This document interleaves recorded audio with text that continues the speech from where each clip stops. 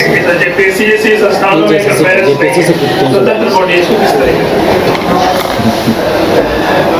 पता नहीं आदरणीय मुख्यमंत्री जी जो जिस पद को सुशोभित कर रहे हैं उस पद की गरिमा और दायित्व का मुझे लगता है कि वो दूसरी बार या पौध लिए हैं और गंभीरता से कम उसका अवलोकन करना चाहिए उनके दायित्व का। मुख्यमंत्री से अलग कोई स्वतंत्र संगठन यहाँ नहीं है। जब जेपीएससी है तो स्टेट बॉडी ही है, स्वतंत्र इकाई के रूप में काम करती है, ये बात सही है। लेकिन उन पर अंकुश, उनके पदाधिकारी, हमारे ही पदाधिकारी वहाँ पर एज ए सेक्रेटरी काम करते हैं और उनकी नियुक्ति भी मुख्यमंत्री के अधीन के माध्यम से ही होता है। तो इन सभी बातों को थोड़ा किनारे रखिए और जवाबदेही में आइए। जितनी बातें और जितनी ऊंचाई से बोली गई बातें, खासकर झारखंड के नौजवानों के लिए कहा गया बात कि उनके लिए रोजगार के अवसर और जेपीएससी जैसी संस्था से जो एग्जाम्स डिले हो रहे थे, जिनके ऊपर उनका आरोप लगता था, तो वो उन्होंने कहा था कि जेपीएससी को हम एक बार नहीं 2 बार 3 बार हम कराने का काम करेंगे। आज मूलतः उनका 6वां साल चल रहा है और 6 साल उनके नेतृत्व का इस केवल 2 ही जेपीएससी हो पाया है। 1900 के आसपास के पद खाली हैं जेपीएससी में। जेपीएससी का पद आप समझ सकते हो कि विकास के राज्य सरकार की योजनाओं को गतिमान बनाने में महत्वपूर्ण भूमिका ये राज्य प्रशासनिक सेवा के पदाधिकारी करते हैं। इन्हीं का पद बीडीओ होता है, इन्हीं का पद सीओ होता है, इन्हीं का पद अन्य जो वरीय जो पद हैं अलग कृषि विभाग के हो, अलग अलग विभाग के, वो इन्हीं से जेपीएससी से सेलेक्ट होते हैं। आपने केवल 2 एग्जाम लिए हैं, उसमें करीबन वो 153 या कुछ बच्चों का चयन हुआ है, अभी लंबित पड़ा हुआ है। बोलो एग्जाम लिखते हैं, तैयारी करते हैं और रिजल्ट के लिए आपके दरवाजे खटखटाने जाने का ये जरूरत होता है। ये बिहार का वो युग याद दिला रहा है। बिहार काल को सामने आप देख 90 के दशक में ये चीजें होती थी कि बिहार में लोग तैयारी करते थे और फिर वो तैयारी के बाद लंबे समय तक इंतजार करना पड़ता था कि कब रिजल्ट आएगा। ऐसे अवस्था, वो अवस्था आज के दिन में यहाँ हुई। तो एक प्रशासनिक रूप से जो जवाबदेह होना चाहिए था वो जवाबदेही नहीं निभा रहे, उनको निभाना चाहिए, क्योंकि उनके साथ उम्र बहुत मायने रखता है और कितना कठिन परिस्थिति से बच्चे अपनी तैयारी करते हैं, स्टूडेंट्स अपनी तैयारी करते हैं। अब रिजल्ट उनको तुरंत से तुरंत निकालना चाहिए, अन्यथा संगठन 6 महीने का समय संगठन ने दिया था उनको, ये तो बड़े रूप से पूरे राज्य के आवाम के साथ अब उनके दरवाजे में खड़ा होने का समय अब आ रहा है कि इशू बेस पार्टी फिर से सड़क पर खड़ा होकर इन चीजों पर, इन छात्रों के साथ खड़ा होकर आंदोलन को बल देने का काम करेगी। ये हमारा एकदम पार्टी का स्टैंड है, ये बड़ा स्पष्ट है। श्यामा प्रसाद मुखर्जी विश्वविद्यालय का नाम बदल दिया गया, नाम पर आया, मैं स्वागत करता हूँ। नाम बदलते रहिए, नाम बदलते रहिए, काम बदलिए, ज्यादा जरूरी है। नाम से ज्यादा जरूरी है काम बदलना चाहिए, शैक्षणिक वातावरण बदलिए।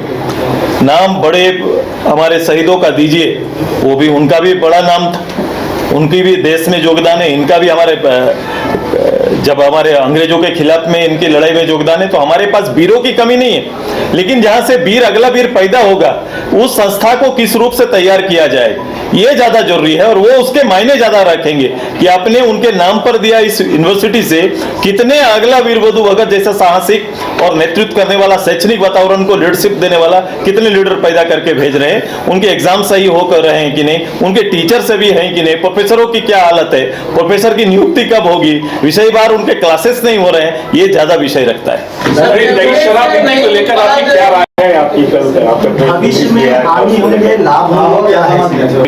सरकार का जो अभी नीति आया है, मैं सबसे पहले उस नीति पर यह कहूंगा कि ये झारखंड मुक्ति मोर्चा और शिबू सोरेन जी की पार्टी है जो इस राज्य में नेतृत्व कर रही है। शिबू सोरेन जी के निजी विचार से अब इतर ये पार्टी काम कर रही है, क्योंकि शराब के लिए नीति बनाएंगे बोल के, गुरु जी का तो कोई नेतृत्व ऐसा नहीं होता, क्योंकि उनका जीवन और पीछे का जो काल रहा है, उन्होंने हमेशा इस आइडियोलॉजी को फोकस किया है कि भाई शराब के सेवन से बचाना है। आज उनकी पार्टी इस राज्य में नेतृत्व करके नीतियां बना रही है, ये एक फोकस है मेरा। क्या चाहती है झारखंड मुक्ति मोर्चा? गुरुजी के जो बेसिक उनकी सोच का स्ट्रक्चर था उससे अलग हटकर चलना चाह रही है, ये साबित हो गया। दूसरा कि पुराने जो इस सरकार में और सरकार का लिंक जो अभी छत्तीसगढ़ से कनेक्ट है, जिस पर अभी कई सारे आरोप लग रहे हैं, कई सारे जांच चल रहे हैं, इनको भी आप देख लेना, उनसे सीख लेना चाहिए। आज भी इस नीति में बनाने में सरकार ने कुछ चीजों पर, जिन चीजों पर ध्यान देना चाहिए उनको ध्यान ना देकर बैक डोर से इसमें भी अपना काम और गलत रूप से इस राज्य में काम करने के लिए उसको पारदर्शी बनाने का जो सजेशन लोगों से मांगा था, वो सजेशन को दरकिनार करते हुए निर्णय लिया है।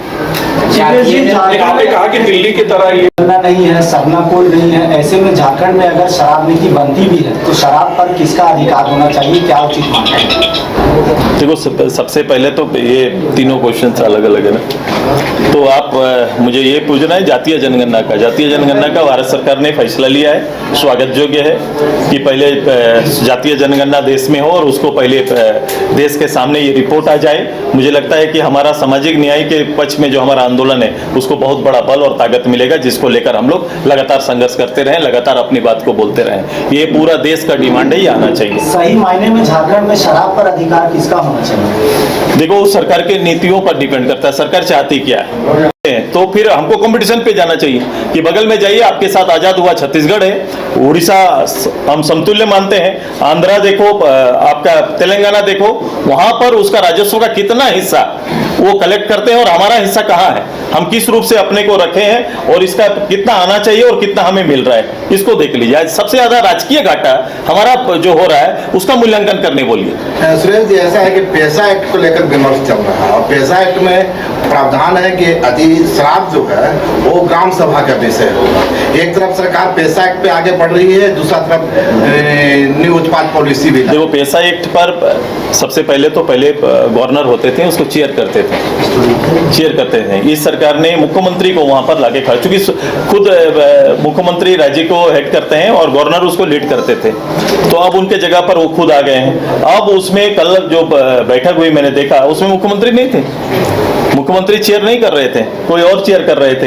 तो अभी इनको पैसा एक्ट में भी जो हुबहू आना चाहिए, पैसा को जिस रूप से तैयार किया गया वही आना चाहिए जो विषय था, उस पर पता नहीं है सरकार अपने आप को किधर ले जाएगी, कैसे संतुलन बनाएगी, सामाजिक सरोकार में रहने वाले लोगों को किस रूप से, कहाँ, किस इशूज के और किस नियम के तहत स्थापित रखेंगे, उनकी मानवीय रूप से और उनके निजी जो अधिकार हैं, जो फंडामेंटल राइट्स है, उस पर कोई फर्क ना पड़े और ये दोनों में बैलेंस कैसे होगा, ये बहुत बड़ा चैलेंज है, उसको पारदर्शी रूप से सामने लाने दीजिए। जातीय जनगणना का सबसे बड़ा समर्थक कांग्रेस रहते, मैं 5 साल पहले से बोल रहा हूँ, जातीय जनगणना में ईमानदार रहते तो ये सरकार 5 साल पिछला उन्हीं का चला था, उन्हीं की गवर्नमेंट बनी। और हमने कहा था कि राहुल गांधी जी को अगर ये इच्छा है कि जातीय जनगणना होना है तो उनके स्टेट जहां पर उनके रूलिंग गवर्नमेंट है वहां तो करने में कोई रोका नहीं हुआ है। इस राज्य के अंदर कर सकते थे, नीतीश जी ने कराया था, आप यहां कर सकते थे। आपने तो यहां 3 साल तक विधानसभा में हम लोग को जवाब देते रहे कि भाई इसकी कमेटी बन रही है, सब कमेटी बन रही है,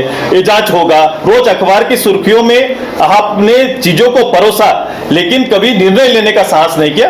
वो केवल ऐसे ही तांडव कर रहे हैं, ऐसे ही बातों को केवल रखने का काम कर रहे हैं। मैं तो बड़ा आश्चर्य हूं कि केवल कैसे चलता है, कैसे लोगों को पता नहीं चलता है इनके कैरेक्टर का।